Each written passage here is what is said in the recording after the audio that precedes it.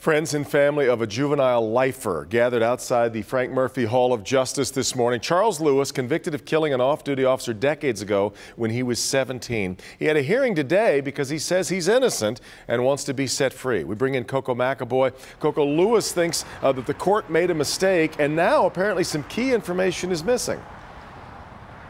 That's right, Devin. The court hasn't been able to find certain documents to Charles Lewis's original file, and so the defense says they don't know what was said during his trial or his sentencing decades ago. They think it could be important, and his supporters say for that reason he should be freed.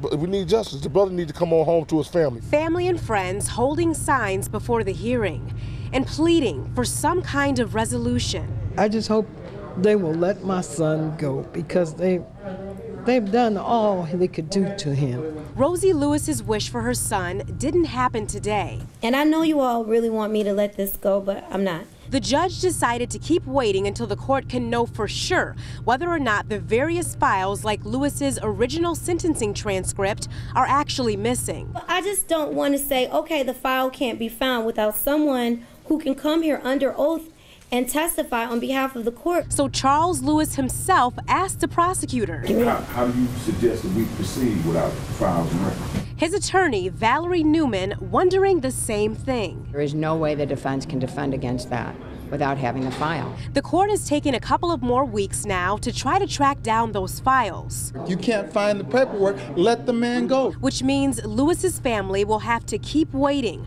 for what they hope will be his release soon. He can't challenge it without the files and records, you understand that. He can't challenge his innocence, but we maintain his innocence.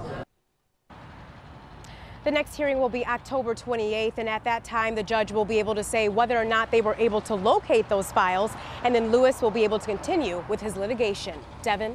This really seems like an extraordinary situation, Coco, so I've got to believe there are a number of different outcomes here where we could be headed.